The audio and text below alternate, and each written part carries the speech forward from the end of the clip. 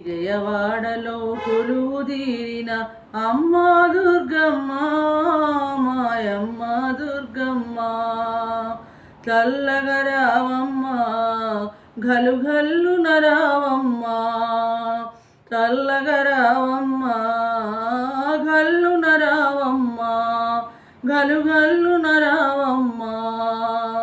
పసుపు కుంకుమ పూలు తెచ్చి పండ్లు ఫలములు ముందు ఉంచి,